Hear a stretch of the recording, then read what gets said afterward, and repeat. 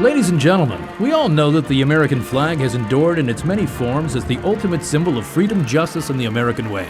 But did you know that our nation's flag was designed by a high school student from Ohio? According to legend, the original American flag from 1776 was sewn by a lady named Betsy Ross.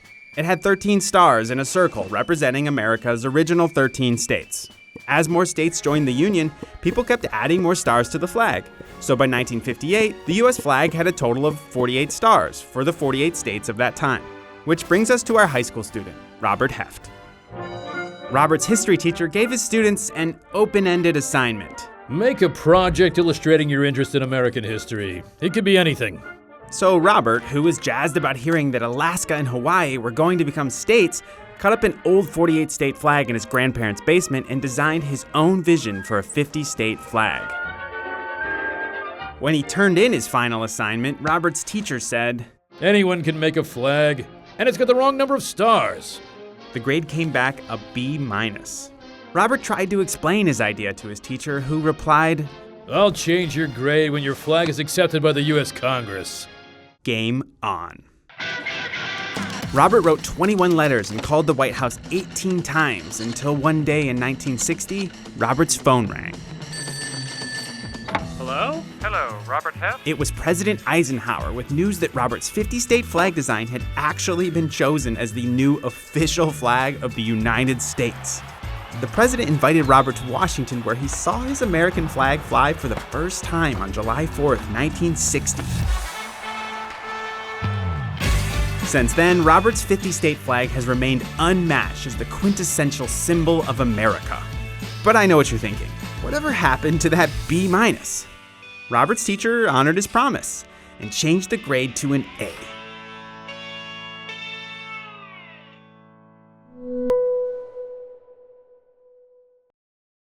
Salmon sushi isn't Japanese. It's Norwegian. Huh? Sushi. Okay, here's the story. Until about 1995, raw salmon was not consumed in Japan, and this was for one big reason. Pacific salmon has parasites. Ugh. So no salmon sushi, sashimi, no spicy salmon, nothing. What? No way. But obviously that all changed, thanks in part to this guy. Yes, my name is Bjorn Erik Olsen. Norway had a problem. They had a lot of salmon and too small a market. Looking east, they set their sights on Japan, a country that loves raw fish so much it's willing to pay 5 times the price for sushi grade. So, Norway formed a committee and hired Bjorn. From 1986 to 1991, I worked for Project Japan. Their job was to convince Japanese consumers that Atlantic salmon was safe to consume raw. And this was hard. Just take, for example, pork. If some guy from Norway came here and said, "Here, eat our pork meat raw, it's safe, it's really yummy," we'd be like, "Man, you're crazy." It was basically a matter of perception, so we had to change the whole country in a way. Bjorn and his team got to work. They made the first ever salmon rolls and served them to businessmen in Japan, which they didn't like for a long time. It took actually 10 years to get a proper breakthrough in the market. So there it is. Salmon sushi didn't exist before 1995.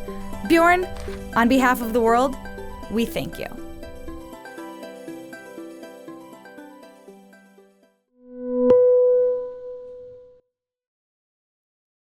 Without Abraham Lincoln and really his beard, Milton Bradley, the godfather of board games, would have never existed. Bold statement, I know, but let me explain. The game of life. The spinner, the cars, the choices, college or career, kids or no kids, lawyer or farmer. This family game night staple was once a pretty morbid game. Back in the 1800s, Milton Bradley was in the lithograph business. Following the Republican National Convention of 1860, Bradley printed thousands of images of Abraham Lincoln, who was clean-shaven at the time. Shortly thereafter, Lincoln debuted his iconic beard, rendering all of Bradley's prints worthless. His lithograph business went belly up. So Bradley was forced to try something new. He came up with a board game, a seemingly dark and twisted board game appropriately named the Checkered Game of Life. The game functioned in a similar way to how it does now. There was a spinner, colored circles that moved around the board, and of course squares that could either make you or break you. The squares on the original game were overwhelmingly grim, boasting actions like disgrace, poverty, ruin, crime, prison, and, well, suicide. Regardless, the game flew off the shelves. Kids loved it, and Milton Bradley went on to own Family Game Night. Fast forward to about 100 years later. They revamped the game, trading Bradley's morbid squares for the more delightful ones like Payday or Graduation, which we have all come to know and love. And so there you have it, the story of the game called life. Thanks, Lincoln.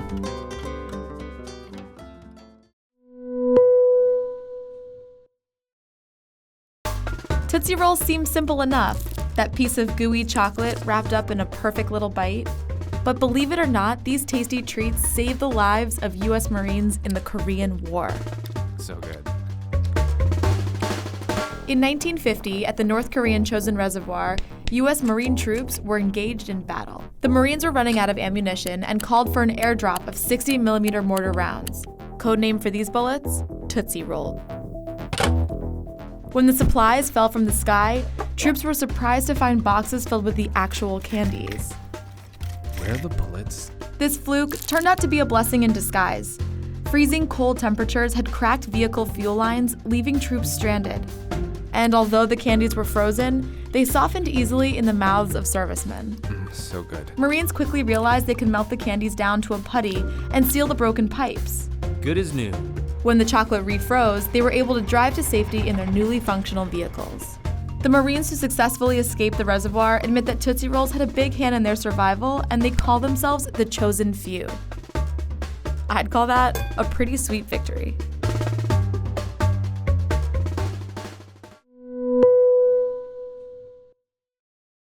Wake up. Before this, and this, and this, and this. Ah, that sound. People in Britain and Ireland woke up like this. That's right, being an alarm clock used to be a job, and they were called knocker-uppers.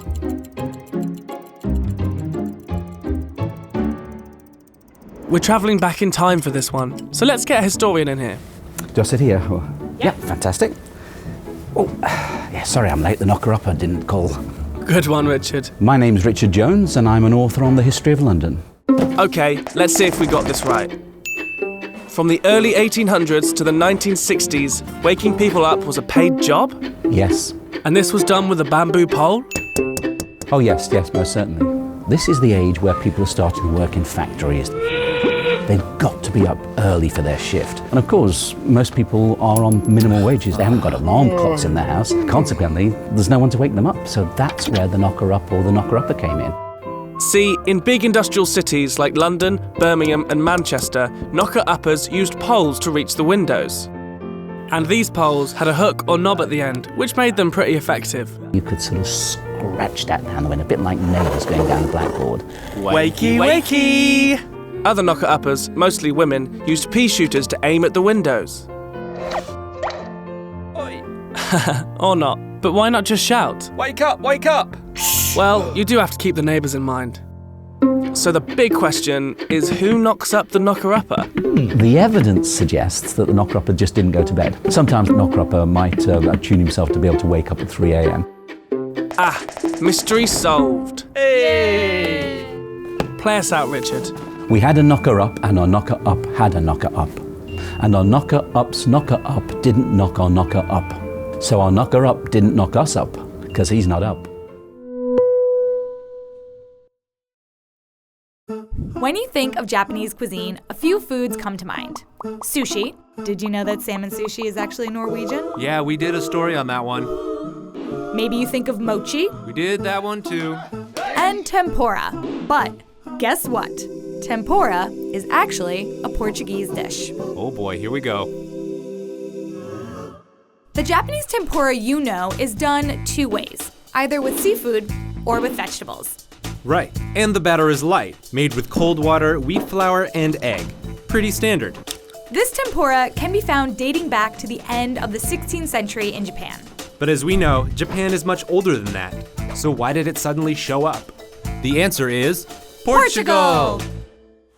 Around 1543, a Chinese ship with 3 Portuguese sailors got off course and landed in Japan, on Tanegashima Island. Fast forward a bit, and the Portuguese, because of this happy accident, are now trading goods and arms with the Japanese. Then, in 1639, the Portuguese were kicked out of the country. A few things, however, remained, including a dish of battered and fried beans called peixinhos de horta. E toda a gente sabe o que é peixinhos da horta. That's Manuela Brandão, chef at Papa Sorda, one of the best spots in Lisbon to get peixinhos de horta. Os peixinhos da horta consistem em feijão verde cozido, depois mergulhados em pome e fritos em óleo. Não é salgado, não é doce, é agradável. No século XVI, os portugueses ensinaram os japoneses. Now, of course, over the past 400 years, Japan has put its own spin on the dish. But, you know, it's a fun fact next time somebody in your group orders tempura. La la la la.